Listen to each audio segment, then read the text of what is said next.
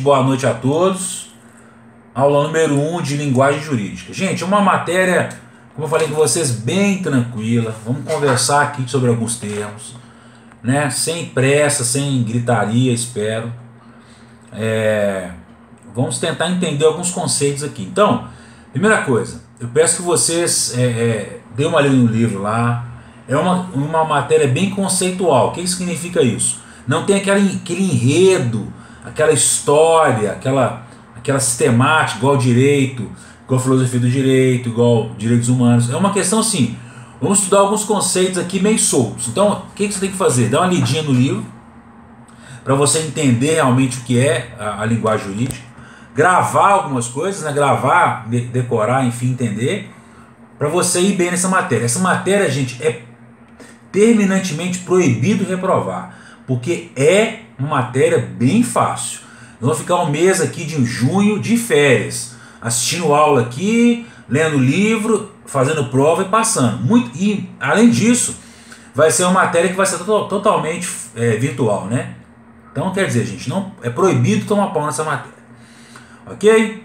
Vamos começar então. Vamos falar de quê? Vamos falar de comunicação. Gente, vocês vão ver aqui nessa matéria que nós temos várias formas de comunicação. Então, primeiro, qual é o conceito de comunicação? Comunicação é o quê? Comunicação é o processo que envolve a transmissão e a recepção de mensagens, que vão partir de quem? Vão partir do remetente. Tecnicamente, o remetente é o emissor. Quem vai emitir a mensagem é o remetente. E quem vai receber a mensagem, que é o destinatário, será chamado de receptor. Então, de novo, gente, qual é o conceito de comunicação? É o processo que envolve a transmissão e a recepção de mensagens. Eu vou transmitir uma mensagem para outra pessoa. O emissor da mensagem é quem? Eu já até falei, né? A pessoa que vai falar, o emissor da mensagem é o emissor ou remetente. O receptor da mensagem é o receptor e o destinatário. O que vai ser tratado digamos aí, nessa comunicação? Serão emitidos o quê? Serão emitidos conversas, notícias, enfim, uma infinidade de coisas. Nesse momento, você tem que entender o seguinte, tem que entender que a comunicação é um processo que vai transmitir uma mensagem. Através de quem? O emissor vai ser o responsável por emitir a mensagem e o receptor vai receber a mensagem. De várias formas. Ok.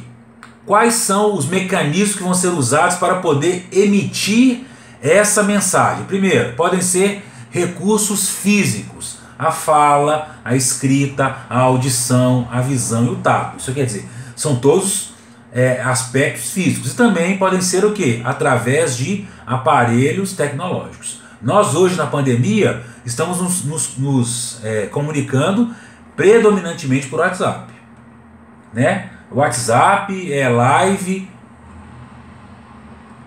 é aula online, tá? Então quer dizer,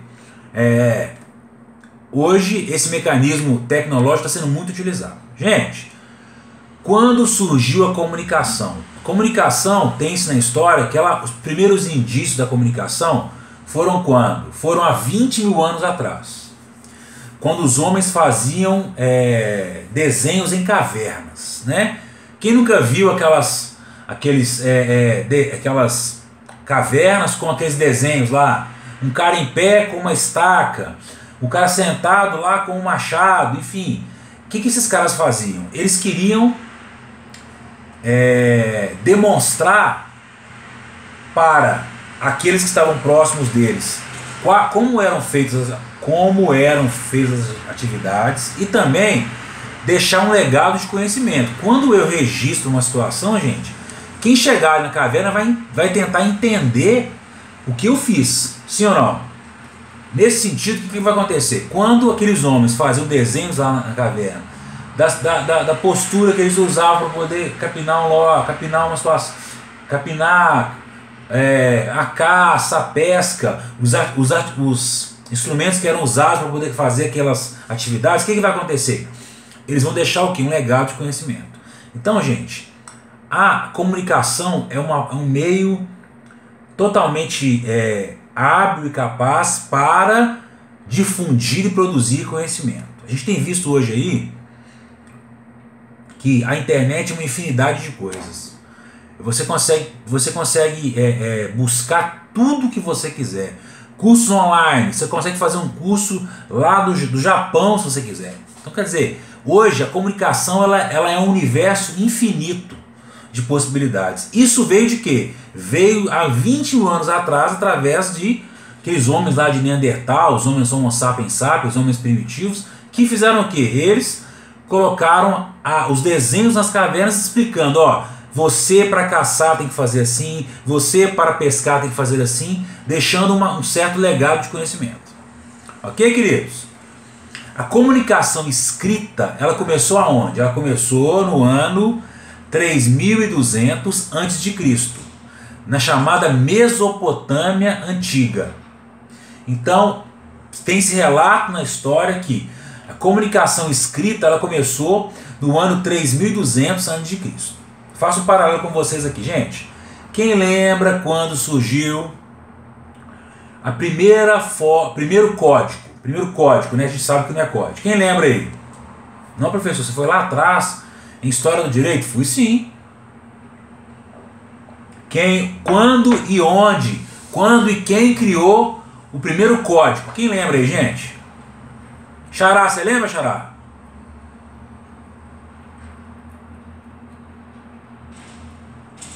Não. 1215 não. Lembra, Xará?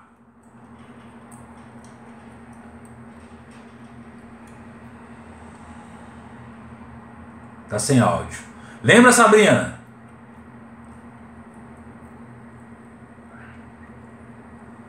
Peguei pesado, né, gente? Ó, demais, né? O primeiro código que surgiu, o código que eu falo é o seguinte, ó, código porque, a gente sabe que a codificação ela começou em 1804 com Napoleão Bonaparte. Então, quando eu falo código, eu quero simplificar o entendimento, né? Então, o primeiro código que surgiu foi o código de Unamu, no ano 1775 a.C. O código foi feito através de quê? Através de cuneiforme, através de cunha. Então, olha para vocês verem, no ano 3200 surgiu a escrita. Na época do cuneiforme foi o quê? Foi de cume. Quer dizer, o primeiro código foi criado pelo rei Unamu no ano 1775. Ok, queridos? Ok, professor? Beleza. Gente, nós temos diferentes formas de comunicação. Primeiro, comunicação escrita. Como é a comunicação escrita, gente? O receptor, ele está ausente. O receptor, por exemplo, comunicação aqui, uma comunicação oral. Vocês aqui como receptores estão ausentes. Eu sou emissor, estou presente. No caso da escrita, estou mandando e-mail para Sabrina. Bom dia, Sabrina, tudo bem com você? Estou indicando a você um curso de português da senhora professora Flávia Rita. Eu sou o emissor, estou informando, mandando uma mensagem para você. Você, Sabrina, você é o quê? A receptora. Você está o quê? Longe. Então, quando a comunicação é escrita, o receptor está ausente. Exemplo, e-mail. Ok, queridos? Comunicação oral. Diferentemente da comunicação escrita, o receptor o receptor ele está presente. A interação será de forma imediata. Aí eu faço para vocês um parênteses. Hoje, com o advento da internet, com o advento desse bate-papo nosso aqui, olha para você ver. O emissor, que sou eu, estou aqui. Os receptores que são vocês estão aí, quer dizer, nós estamos conversando em tempo real, mas vocês não estão presentes fisicamente aqui comigo. Então, a comunicação oral de forma diferente da escrita é uma comunicação que é uma interação de forma real. Ok? É uma forma real. Qual é o objetivo de conversarmos de forma real? É que o receptor ele entenda a mensagem de forma imediata. Se eu estou aqui falando com vocês da matéria linguagem jurídica de forma ao vivo, junto com vocês, o meu objetivo é o quê? O meu objetivo é que vocês ouçam e entendam a matéria em tempo real. Isso é comunicação oral. Ok, queridos? Comunicação não verbal. Gente, a comunicação não verbal é uma comunicação feita através de quê? Através de cores, gestos, códigos, imagens e sons. O que significa isso? Por exemplo, quando pessoas que têm deficiência auditiva se encontram, elas conversam o quê? Através de sinais, da linguagem portuguesa dos cegos. Desculpa, linguagem portuguesa, né? Libras é o quê? O significado de Libras é linguagem brasileira? Sinais? Acho que é isso. Libras, linguagem brasileira de sinais. Quer dizer, eles se encontram ali e vão interagir numa comunicação não verbal através de sinais. Recapitulando, eu tenho comunicação escrita, onde o emissor vai emitir uma mensagem, sendo que o receptor não está presente. Exemplo, e-mail. Ok? Comunicação oral. Comunicação oral é o seguinte: receptor e emissor estão ligados de forma instantânea, de forma imediata. O emissor vai emitir a mensagem e o receptor vai receber a mensagem de forma imediata, ao mesmo tempo. Ok, queridos? Comunicação não verbal. Comunicação não verbal é o seguinte: é uma comunicação feita através de quê? De gestos, cores, sinais, imagens e sons. Exemplo, comunicação dos deficientes auditivos. Eles fazem uma comunicação por sinais, através das Libras, linguagem brasileira de sinais. Beleza? Gente, nós temos 6 elementos para uma boa comunicação. Nós temos 6 elementos para uma boa comunicação. Vamos lá. Elementos para uma boa comunicação. Primeiro, emissor. Quem é o emissor? Emissor é aquele que emite a mensagem em um processo escrito ou verbal. Repetindo, quem é o emissor? O emissor é aquele que transmite a mensagem de forma escrita ou verbal. Ele é representado na língua portuguesa como eu ou nós. Eu, Felipe Roberto, estou ministrando uma aula de linguagem jurídica. Eu, nesse momento, sou o emissor. Eu, emissor. Ok? Receptor é aquele que recebe a mensagem. Ele é tratado como na segunda pessoa. Tu. Eu, Felipe Roberto, estou emitindo, estou dando uma aula de linguagem jurídica e vocês ou tu estão ouvindo, ou está recebendo essa mensagem. Ok? Ok, professor. Vamos lá. Pronome de tratamento. Gente, o que significa pronome de tratamento? São palavras usadas pelo emissor com o objetivo de referir-se ou dirigir-se a outra pessoa. Eu vou te explicar aqui para você entender o que é isso. Ó, eu sou advogado, vocês sabem disso, e nós, como advogados, nós chamamos o juiz como Vossa Excelência.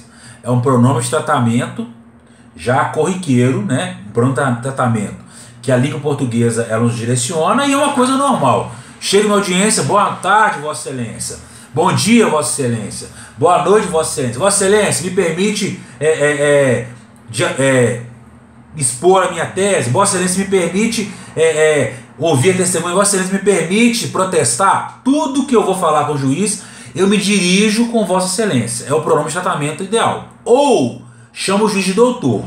Aí já é uma forma mais informal. Que também é usado e é aceito. Certa vez, uma amiga minha foi fazer uma audiência com um advogado, meu colega. Ela foi ser preposta. O que aconteceu? O juiz, muito formalista, o que ele fez? Ela estava nervosa. Aí o juiz perguntava uma coisa para ela. Ela falava assim, se dirigia ao juiz de forma informal. Você, o senhor. O que ele fez? Falou assim, ó, minha senhora, eu sou o juiz de direito direito, eu devo ser chamado de quê? De Vossa Excelência. Aqui não é senhor, aqui não é você, aqui não é Vossa Alteza, aqui eu sou Vossa Excelência. Então, que você me chame da forma apropriada. Pergunto a vocês, está correto ou não essa conduta do juiz? O que vocês acham?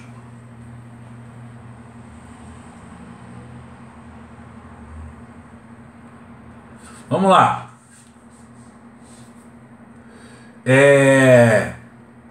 Você ouviu o caso, Beatriz?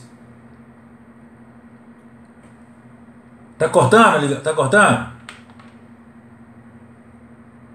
Vamos lá então. O caso foi o seguinte: uma colega minha foi fazer uma audiência com o advogado e o juiz falou o seguinte: ó, ela falava com o juiz de forma não apropriada para a língua portuguesa. Ela chamava o juiz de você, de senhor, de doutor, mas eu chamava de Vossa Excelência. O que o juiz fez? Falou assim: ó, minha senhora, aqui nesse recinto eu sou o juiz de direito, devo ser chamado de Vossa Excelência. E xingou ela, advertiu ela. Para vocês, isso está certo ou está errado?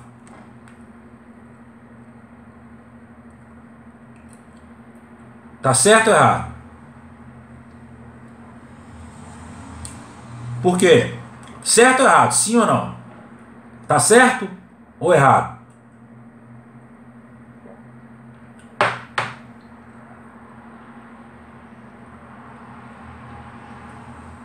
Não, Vossa Excelência. Não, Vossa Excelência. Pronome de tratamento.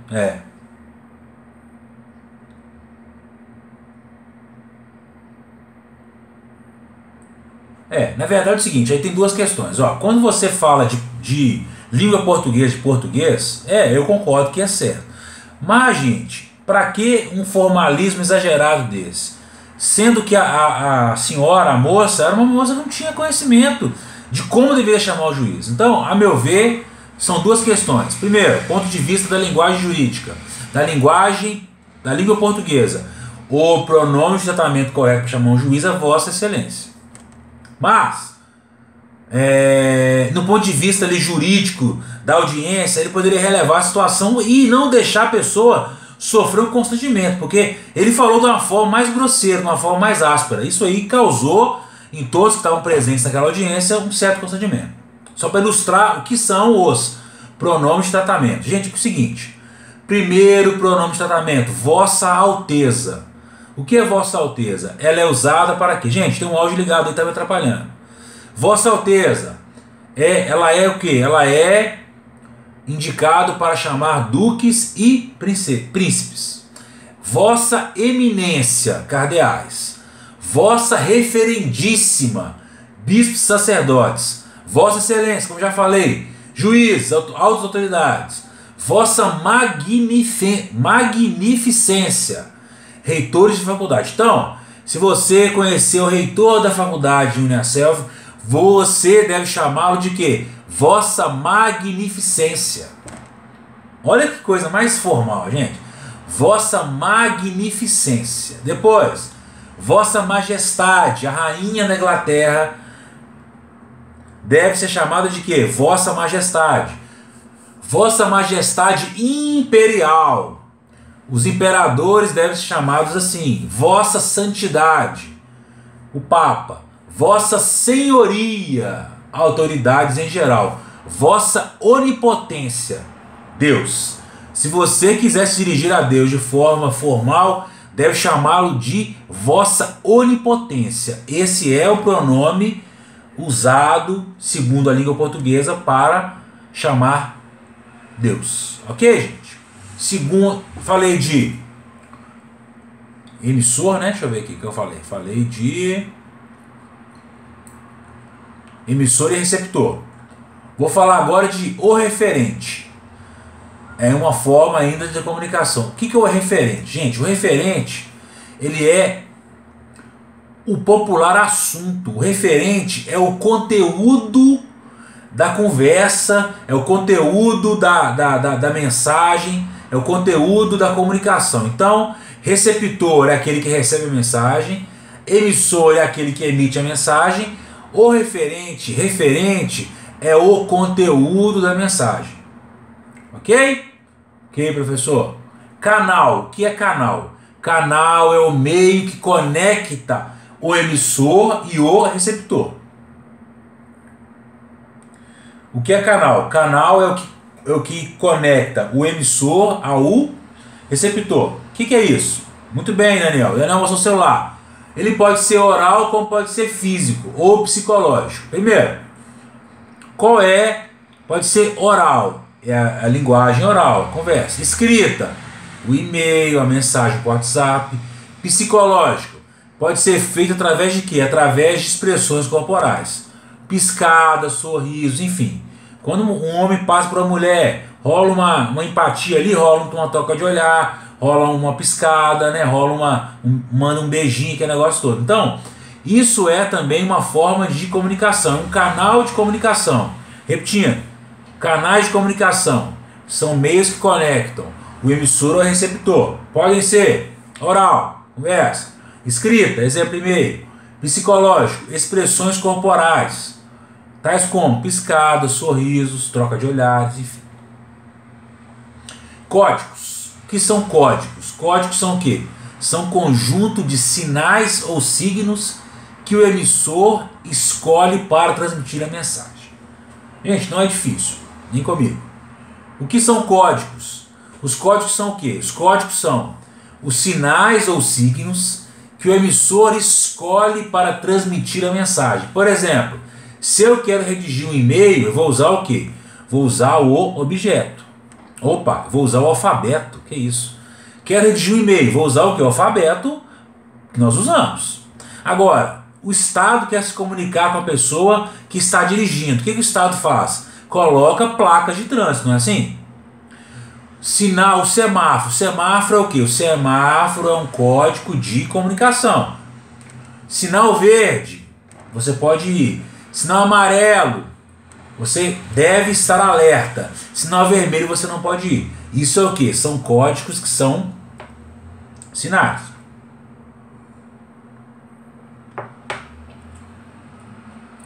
Mensagem.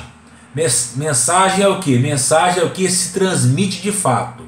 Pode ser um aviso, pode ser uma notificação, pode ser uma notícia. Por exemplo, vou mandar um e-mail para o Daniel. Daniel, a partir de amanhã estará disponível lá na faculdade Uniaself os livros, tal. É mentira, só um exemplo. Eu estou fazendo o quê? Estou emitindo ao Daniel uma mensagem. Que pode ser o quê? Um aviso, uma notificação, uma notícia, um lembrete. São várias formas de mensagem. Queridos, falando um pouquinho agora de funções de linguagem. Primeiro, função referencial. O que é a função referencial? Essa função traz informações reais, como os fatos ocorrem. Repetindo, o que é uma função referencial? Ela vai demonstrar como os fatos estão acontecendo. Exemplo, jornal. Se você ligar a televisão, se você comprar um jornal, ele vai dar o quê? Vai dar uma notícia real, uma notícia do que está acontecendo. Isso é uma função referencial, uma função que vai emitir o fato como está acontecendo. Depois, função emotiva. O próprio nome já diz. Função emotiva é o quê? Traz emoções do emissor. O emissor ele vai transmitir ao receptor as suas emoções que estão o quê? Internamente alojadas. Por exemplo, poemas. Eu não gosto de ler poemas, deve ter alguém que goste aí. Se você ler um poema, o que vai acontecer? O poema vai o quê? Ele vai emitir a emoção do emissor, a emoção do remetente. Vai colocar ali as suas palavras emotivas de forma escrita para que o receptor receba, entenda ali aquela mensagem emotiva. Depois, função fática. Tem por objetivo dar continuidade à conversa. Então, o que é uma função fática? Há uma conversa ali que vai sendo delongada. Por exemplo, pode ser uma conversa pelo telefone. Tem pessoas que ainda hoje ligam para os outros. Eu tenho um amigo que me liga sempre. Eu não sou um cara que eu fico o dia inteiro no telefone. Clientes me ligam, né? Amigos me ligam, mas esse cara é demais, ele fala muito no telefone. Então, ele é um grande exemplo de quê? De função fática. É o que? O objetivo de dar continuidade à conversa. Depois, função conotativa. Tem por objetivo influenciar o receptor. Presta bem atenção. Função conotativa. Ela tem por objetivo influenciar o receptor. Ela também é chamada de quê? Função conotativa ou apelativa. Gente, o que significa isso? O receptor, ele quer fazer o quê? O receptor, ele quer convencer, ele quer influenciar o receptor. Ele quer que o receptor faça aquilo que ele está mandando. Por exemplo, quem é seguidor de A ou B? Se você segue o Lula, de certa forma, ele te influencia com a conduta dele, com o que ele já falou.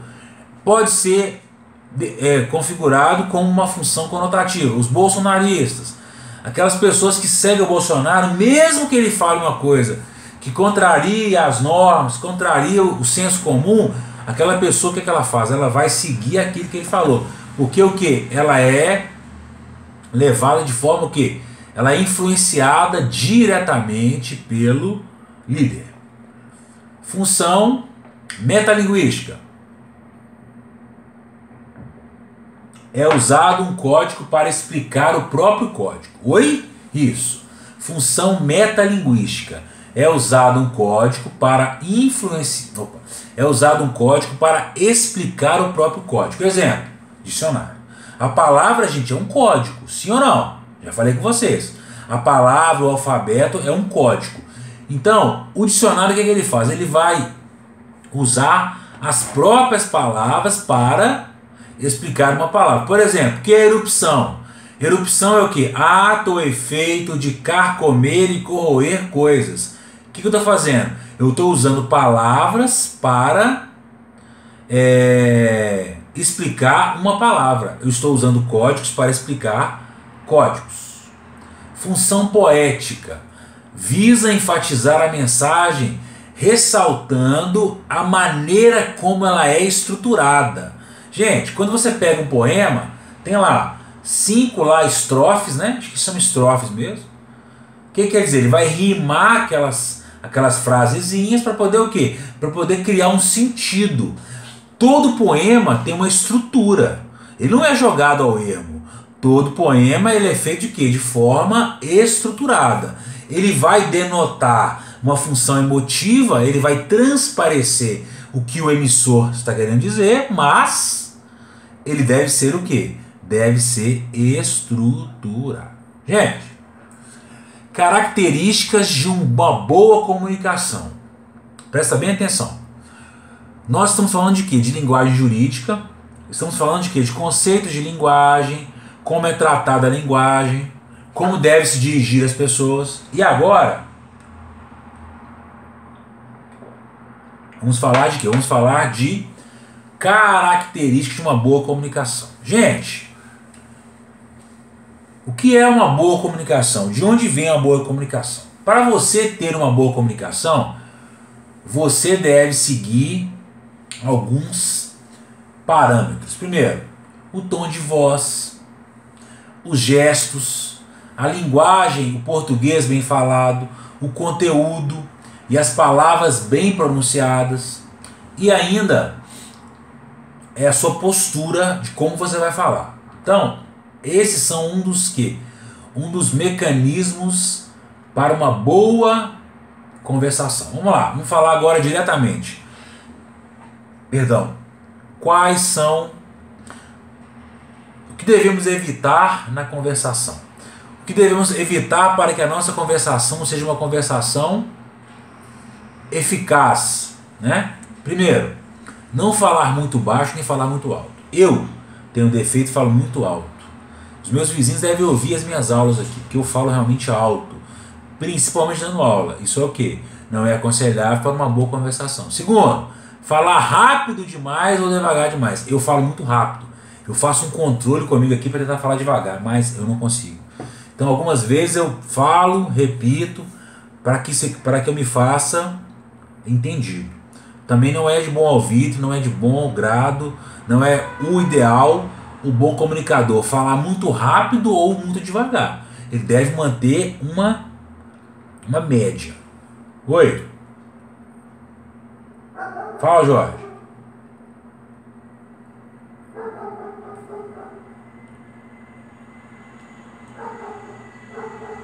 Tá, deixa eu só ver com o pessoal. Gente, estão me ouvindo bem aí? Tá. Estão me ouvindo, Daniel, bem? Cara, estão me ouvindo bem, cara?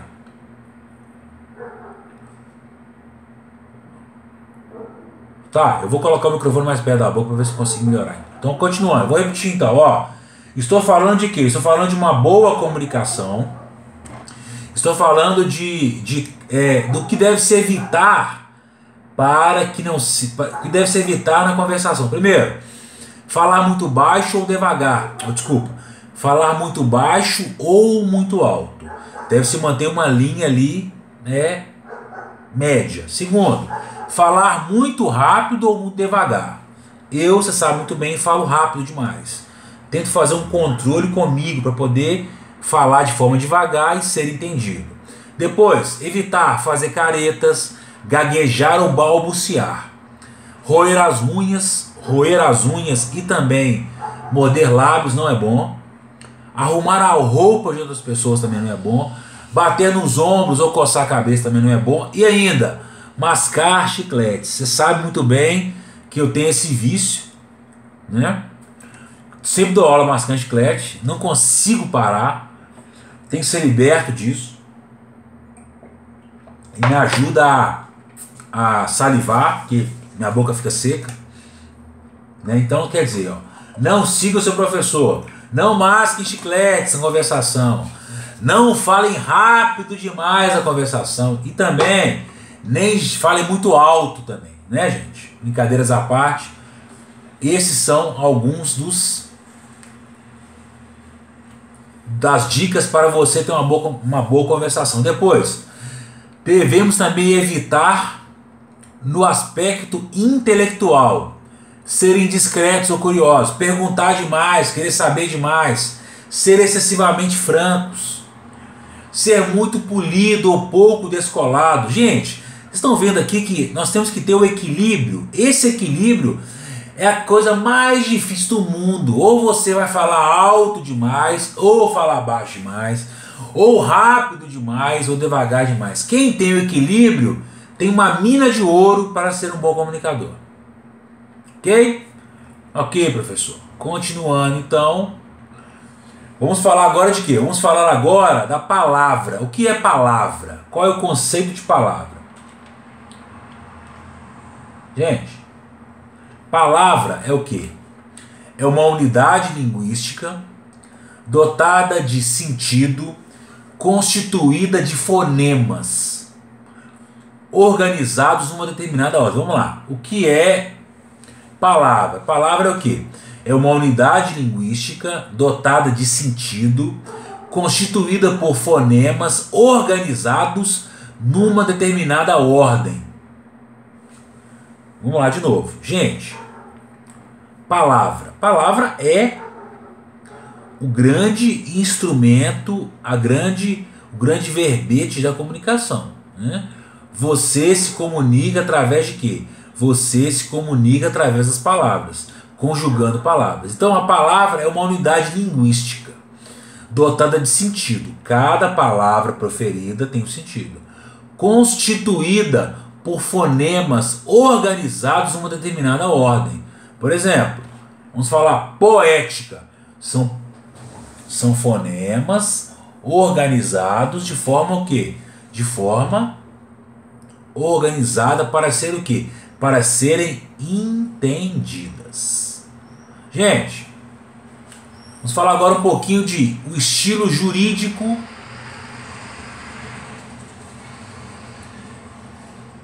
Estilo jurídico de argumentar. Primeiro, figuras de linguagem. Quem lembra disso aí? Na época do ensino médio. Vamos falar agora de figuras de linguagem. Nossa, professor, coisa mais chata, figura de linguagem. Professor, eu não entendo nada, uma coisa muito abstrata. Mas aqui também vamos tratar de figuras de linguagem. O que são figuras de linguagem? Figuras de linguagem... Figuras de linguagem são recursos de expressão utilizados por um escritor com o objetivo de quê? De ampliar o significado de um texto. Gente, quando um escritor, quando um comunicador usa figuras de linguagem, o que ele quer dizer? Ele quer enfatizar aquilo que ele está dizendo. Ele quer enfatizar a sua escrita. Ele quer dar o quê? Ele quer dar uma ênfase. Ele quer dar o quê? Uma nova roupagem. Esse é o objetivo das figuras de linguagem. Primeiro, primeira figura de linguagem, metáfora. Gente, o que é uma metáfora? Metáfora é uma comparação implícita de dois elementos que tenham características em comum. Professor, não entendi porra nenhuma. De novo, o que é metáfora? Metáfora é o que? Comparação implícita dos elementos que têm características em comum. Exemplo, aquela cena era um filme de guerra. Gente, presta bem atenção. Aquela cena no filme de guerra, não. Aquela cena era como um filme de guerra.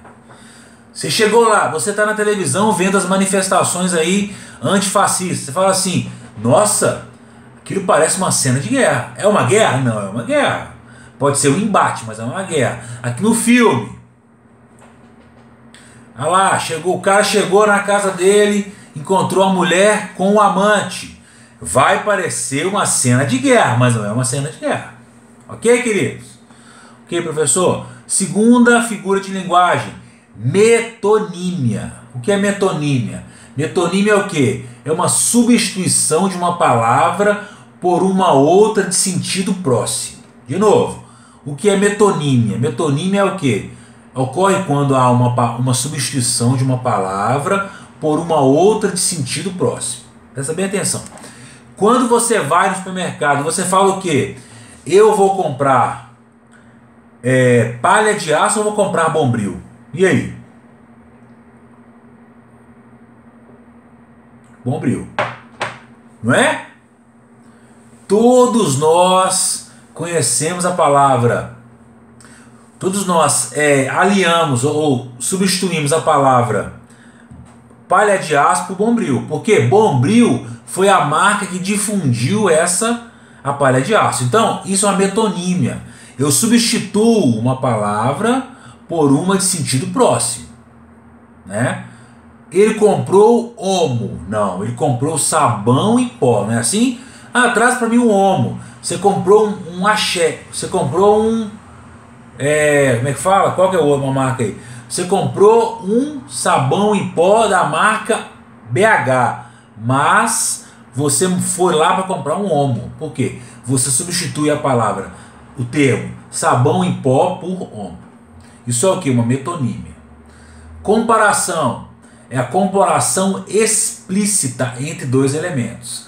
Paula é ágil como um foguete. Gente, Paula é ágil como um foguete. Se você colocar um foguete do lado de Paula, ela vai chegar perto do foguete de forma satisfatória numa corrida de foguete contra Paula? Não. Só que é o seguinte, quando eu estou usando figuras de linguagem, eu estou usando o quê? Formas abstratas. Então, comparação. A comparação é o quê? Uma forma explícita entre dois elementos. Paula é ágil como um foguete. Ok, queridos? Ok, professor? Vamos lá. Perífrase. O que é uma perífrase? Ocorre quando aparece uma expressão simbólica que indique algo de maneira indireta. Por exemplo, o rei da selva é feroz. Gente, o que é o rei da selva? Quando eu falo o rei da selva, subentende-se que eu estou falando do leão. Se falar assim, aquele professor careca e bonito da Uniacel, vão falar de quem, gente? De mim? Sim ou não? Professor, careca pode até ser bonito, você pegou pesado. É uma forma de também perífrase. Eu vou substituir uma palavra por algo que se entenda, né? O rei da selva é o leão, gente. Todo mundo vai matar a charada. É o leão. Ou desculpa. O rei da selva é feroz. Todos vão dizer e vão entender que é o leão que está sendo falado. Perfeito? Até agora tudo tranquilo? Alguma dúvida?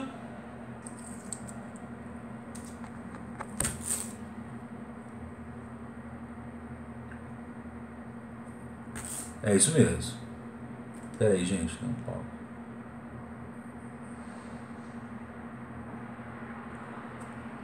Isso mesmo, gente. Mas boa observação, Daniel. Depois, sinestesia. O que é sinestesia? Misturam-se as sensações expressas pelos sentidos humanos. Eu vou misturar tato, olfato, paladar e audição. Ouvir, olha o exemplo, hein? Olha que poema, olha que coisa mais linda. Ouvir os amargos gemidos de socorro. Gente, ouvir os amargos gemidos de socorro. Amargo é paladar, gemido é audição. Ok? Então eu misturei aqui duas formas de expressões humanas. Depois, sinedoque. Sinedoque é o quê? É a substituição de um termo por outro que pode ampliar ou reduzir o seu sentido. Gente, só um minutinho, peraí, deixa eu só ver aqui.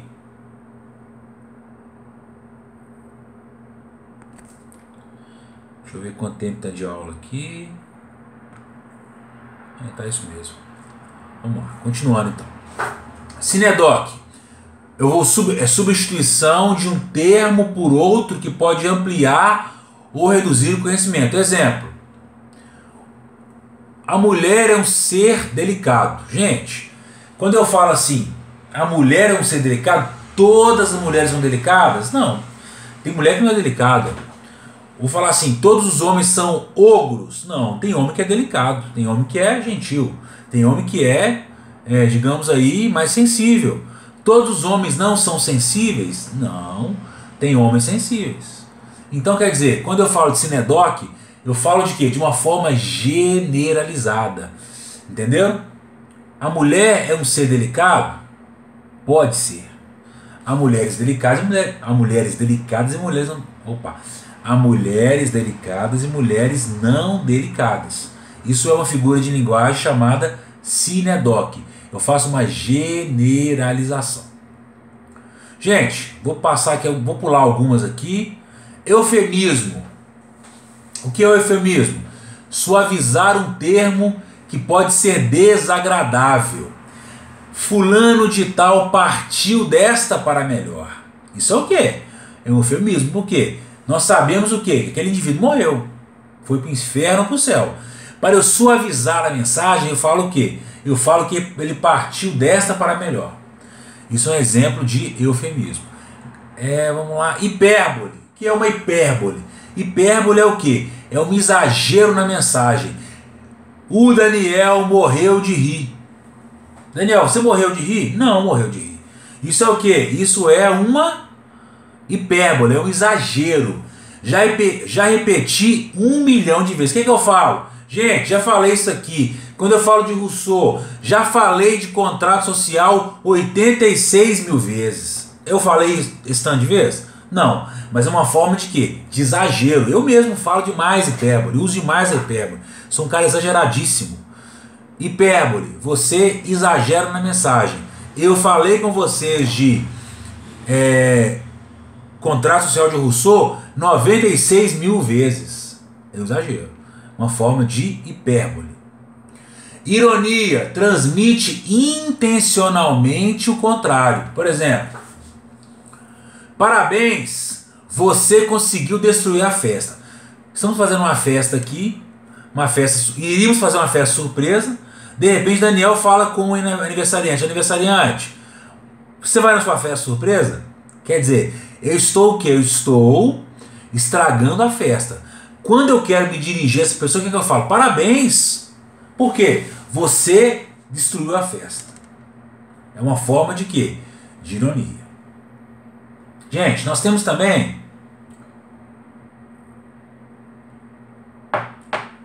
as figuras de sintaxe. Também são conhecidas como figuras de construção. Principais: pleonasmo, anáfora, etc. Gente, o que é um pleonasmo? Também chamado de redundância, quando usamos excessivamente palavras que por vezes não são necessárias. Ele gritou alto o seu nome. Gente, quem grita, fala alto. Sim ou não? Ele morreu, sabe de quê? De morte natural.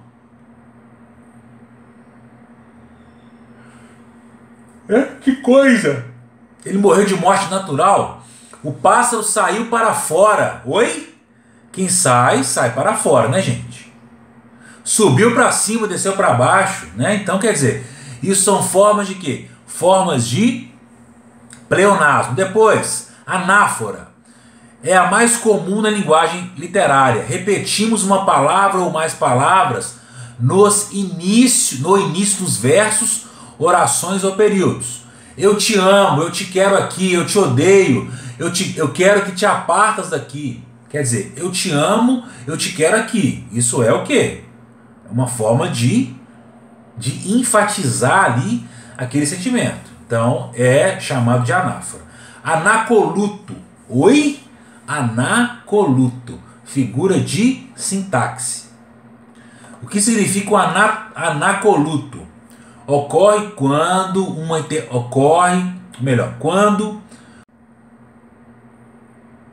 Ocorre quando eu faço o quê?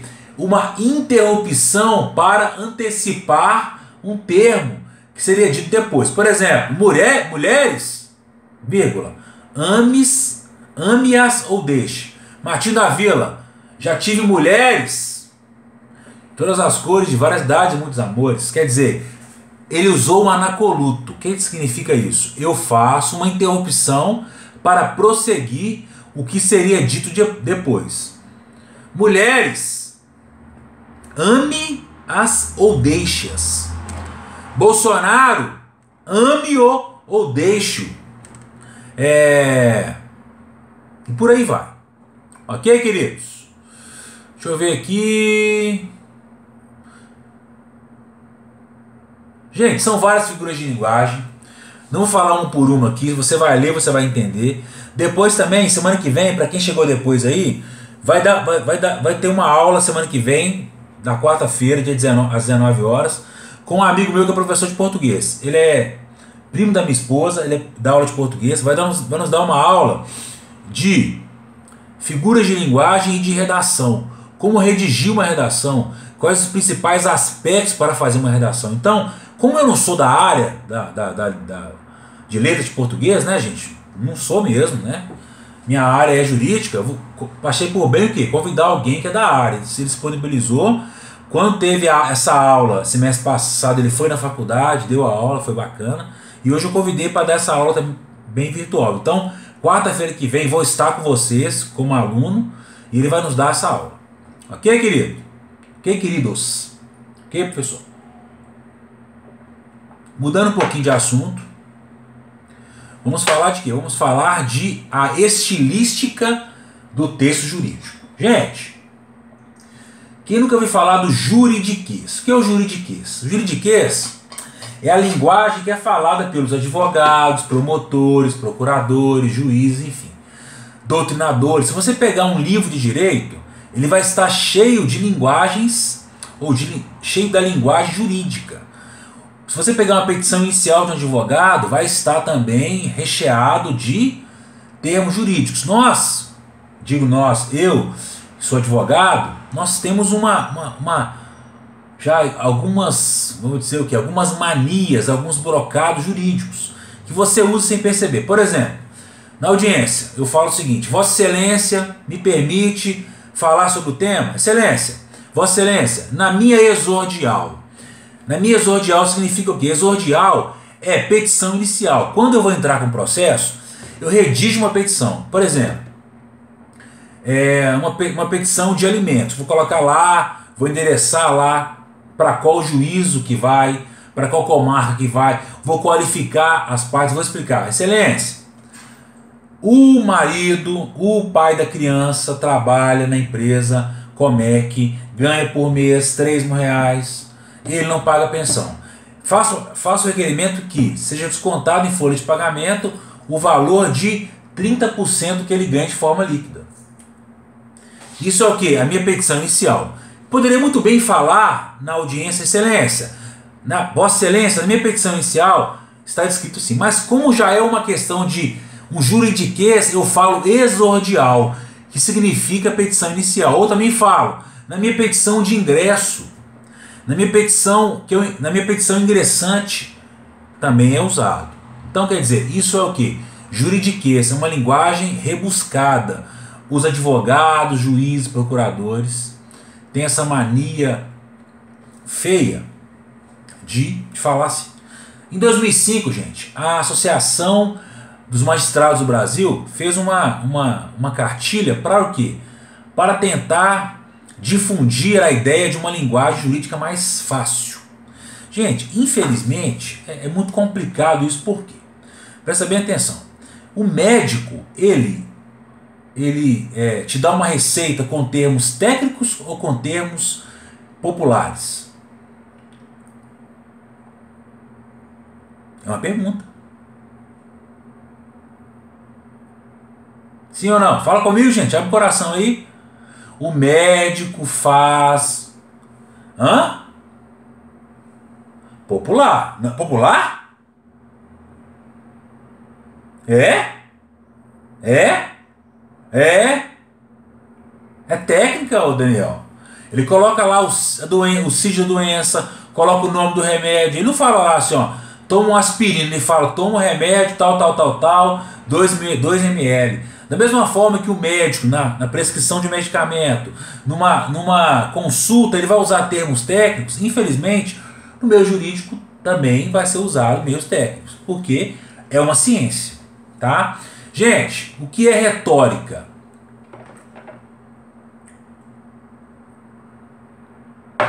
Retórica é o quê? É a capacidade de descobrir o que é adequado caso a caso, com o fim de persuadir e convencer. Eu estou aqui dando aula para vocês no curso tecnólogo de investigação forense e perícia criminal. Essa turma é uma turma tecnólogo, não é uma turma de pós-graduação, não é uma turma de mestrado, não é uma turma de doutorado. Se eu for dar uma aula para uma turma de mestrado, terei que usar uma linguagem mais formal, terei que buscar uma linguagem diferente, porque é um nível acadêmico superior. Nós somos o que? O nível de graduação, o nível de ensino superior. Eles são o nível de mestrado. Tive um professor na faculdade, muito bom. Cara, muito bom mesmo. Um currículo assim, pós-doutor em Direito. Só que ele tinha um problema. Ele dava uma aula para nós, graduação, como se fosse uma aula de mestrado. Ninguém entendia bulhufas nenhuma. Então quer dizer, chegava lá, tinha uma retórica, falava bem, mas ele não conseguia adequar o conhecimento que ele tinha, que era gigantesco, né, ele não morreu, e vasto para o seu público. Gente. Não adianta você chegar para uma pessoa que tem 4ª série e começar a falar termos técnicos de investigação criminal. Fala da Constituição, fala do Código Penal, não. Você tem que falar uma linguagem que ele entenda. Então, a meu ver, a grande sacada da retórica é você se valer dos meios apropriados para cada público. Você está com seus amigos de boteco, quem frequenta boteco, eu frequento. Ali, gente, eu vou falar de direito, não, vou falar de futebol, né? Falar de política ali, brincar, zoar, enfim, contar os casos antigos que a gente saía. Eu vou usar aquele momento ali, um momento que de falar daquela situação. Quando eu estou em audiência, eu falo de forma formal com o juiz. Quando eu estou com o meu cliente, dependendo do meu cliente, se é uma pessoa mais simples, eu falo uma linguagem simples. Se é uma pessoa mais rebuscada, mais estudada, digamos assim, vou ter que falar de acordo com o que ela entenda. Eu vou atuar de forma o quê? De forma a adequar o meu cliente. Ok? A gente me dá um minutinho, por favor? Pera aí, só um minutinho. Deixa eu ver aqui. Ok. Fala, Jorge.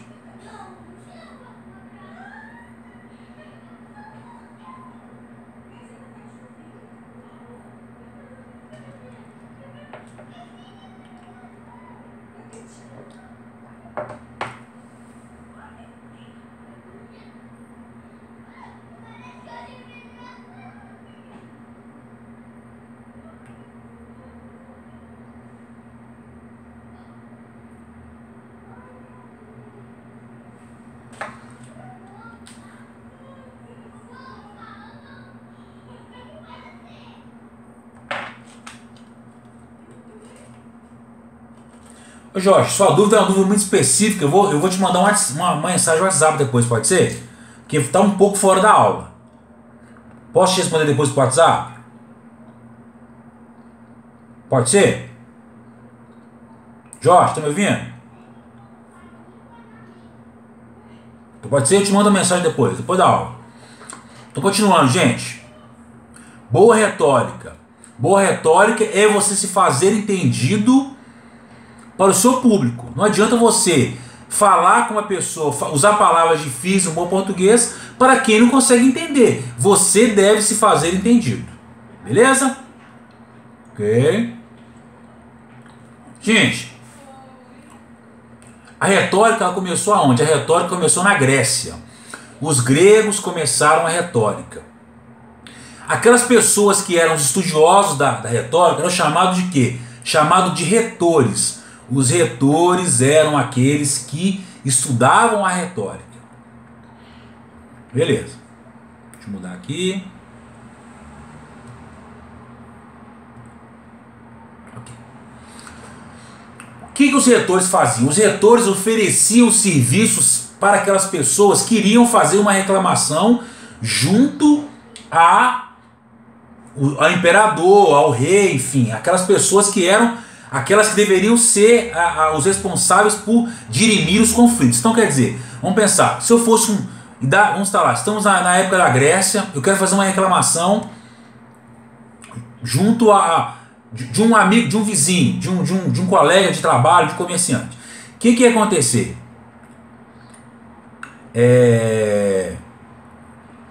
O retor poderia ser aquele que iria se dirigir ali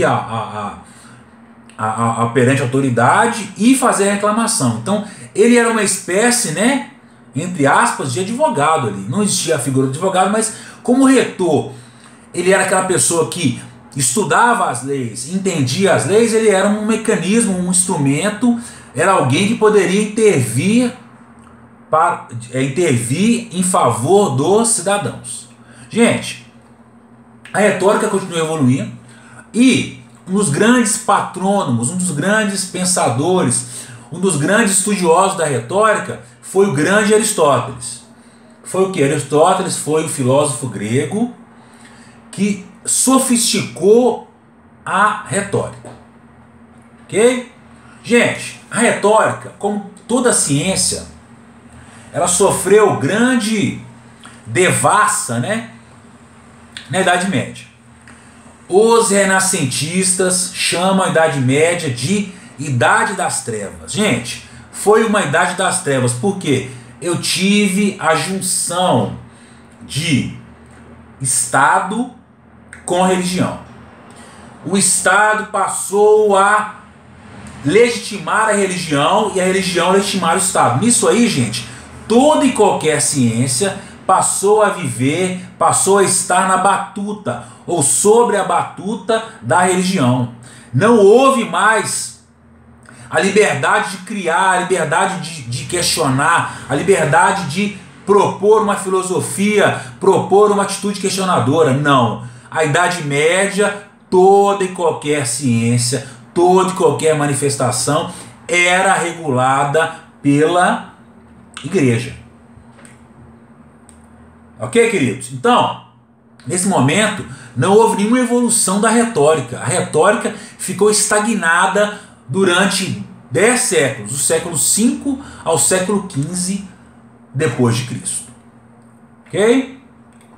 A retórica só começou a tomar uma nova forma e ser estudada de forma mais, digamos, extensiva no século XVI, com o renascimento cultural, artístico e tal, onde os estudiosos passaram o quê? Passaram a buscar aquela retórica proposta por Aristóteles e o quê? E ampliá-la. E o quê? E difundir essa ideia. Ok, queridos? Gente, mudando de assunto aqui, vamos falar agora um pouquinho de vícios de linguagem. Gente, o que são vícios de linguagem? Quando você usa a linguagem de forma o quê? De forma errada. Quando você usa a linguagem de forma equivocada. Quando você usa a imagem de forma a não ser claro. Então, eu tenho alguns tipos de vícios de linguagem. Por exemplo, tecnicismo. É aquilo que eu falei com vocês. Vamos pensar o seguinte. Um médico, ele vai atender pessoas lá numa tribo indígena. Se ele chegar nessa tribo indígena com todo o seu tecnicismo, explicando tecnicamente os procedimentos que devem ser adotados contra o Covid-19, vai surtir efeito? Repetindo, se o médico for uma tribo indígena para atender aquelas pessoas que estão contaminadas pelo Covid-19 ou para tentar prevenir, se ele chegar lá com o tecnicismo, vai dar certo? Ele vai ter que usar o quê? Não, ele vai ter que usar uma linguagem mais coloquial, uma linguagem mais clara. Toda aquela pessoa que usa o tecnicismo exaustivamente, exageradamente, exacerbadamente, ela tem um vício de linguagem. Você deve se adequar ao seu público. Eu, se posso dar um conselho para quem quer ser um bom comunicador, não que eu seja, mas eu tento, já aprendi isso com algumas pessoas. Felipe, se adeque ao seu público. Essa é a grande jogada. Rebuscamento é usar demasiadamente palavras difíceis. Você vai usar, gente, uma vez outra palavra difícil. É bom você usar, você vai demonstrar que você domina a língua, mas usar exageradamente não dá certo. Depois, prolixidade. De quem é a pessoa prolixa? Aquela pessoa redundante, aquela pessoa que fala em excesso. Gente, isso é péssimo. Eu tenho alguns clientes, o cara liga para você para falar de um relatório médico, ele fala 60 minutos. Mesma coisa. Prolixidade, para mim, é o pior dos três. Pessoa prolixa é cansativa. Só que fala a mesma coisa 35 vezes, não dá certo. Então, isso é um vício de linguagem, a meu ver, pesado, deplorável. Gente, o que acontece?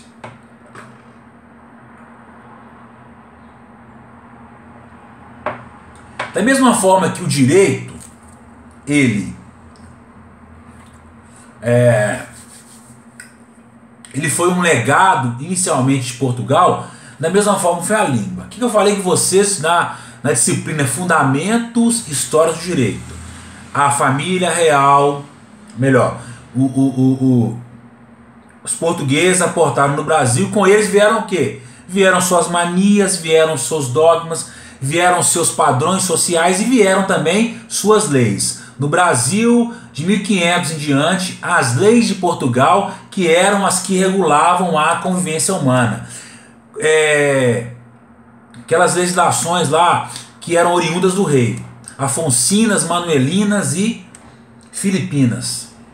Essas legislações eram as legislações adotadas no Brasil após a colonização. Gente, da mesma forma que o direito foi a comunicação, nós fomos houve uma determinação de quê? Que a linguagem portuguesa fosse a linguagem oficial do Brasil. Por quê? Se Portugal tem uma linguagem portuguesa, nós somos colônia de Portugal, a linguagem será a de Portugal. Por exemplo, os argentinos foram descobertos pelos espanhóis. Qual é a linguagem deles? O espanhol, né? Hoje o castelhano, enfim. Nós fomos descobertos, fomos colonizados, explorados pelos portugueses. Então, nossa língua vai ser a portuguesa. História da língua portuguesa no Brasil. Século XX. A escrita praticada no Brasil passou o quê? Em Portugal e no Brasil a escrita praticada era o quê? Era uma escrita de raiz grega-latina. Então, no século XX, a nossa escrita é uma escrita baseada em quê? Tanto de Portugal quanto do Brasil, era uma escrita baseada na raiz grega. Ok. Depois passou a ser a língua portuguesa. Primeira reforma ortográfica, 1911. Primeira tentativa de unificar e simplificar a escrita, mas de forma não extensiva ao Brasil. Então, em 1911, Portugal, o que eles fizeram? Eles criaram o quê? Criaram uma unificação da escrita. Não foi extensivo ao Brasil. Depois, 1915, já o quê?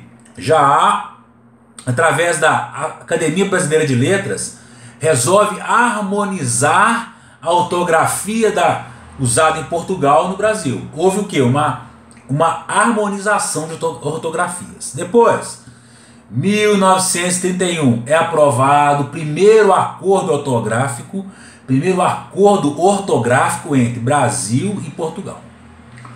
1931, aprovado o primeiro acordo ortográfico entre Brasil e Portugal. 43, é redigido o formulário ortográfico. Quer dizer, foi aprovado o acordo ortográfico em 31. Em 43, o que aconteceu? Eu fiz um formulário para regulamentar esse acordo ortográfico. 1990, o acordo ortográfico entre Brasil e Portugal é ratificado.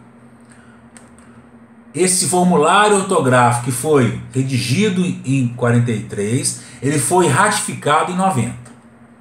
Ok?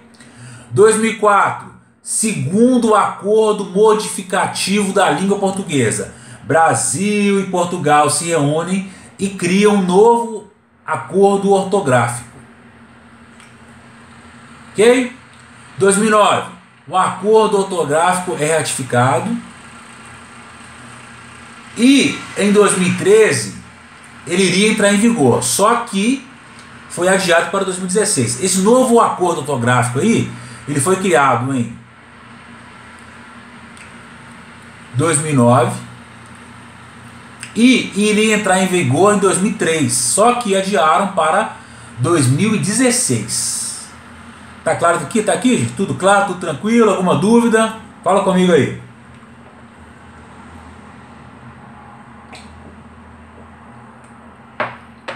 Tranquilo, né, gente? Então vamos lá, continuando aqui. Gente, nós sabemos que a linguagem ela tem várias modalidades. Eu tenho a comunicação oral, verbal, escrita e também eu tenho a forma de me expressar com o corpo, né? Já tem vários livros aí que falam, o seu corpo fala. Então, por exemplo, você está triste, o seu semblante ele cai. Se você está feliz, você fica eufórico, seu semblante ele expande. Tem pessoas quando estão com uma tristeza profunda, aparecem marcas no corpo. Quando a pessoa está muito triste, o que acontece? Fica vermelho. Então quer dizer, o seu corpo ele pode ser uma ressonância daquilo que está no seu interior. Então, segundo os vários autores, o corpo fala. Os sinais emitem. Os sinais que nós emitimos, eles são corroborados muitas vezes pelos nossos sinais. Por exemplo, eu falo gesticulando, então quer dizer, eu quero transmitir para vocês o que eu estou dizendo. Então uma forma de quê? Do meu corpo falar, uma forma de gesticular, uma forma de tentar trazer a atenção de vocês para mim. Ok, queridos? Gente,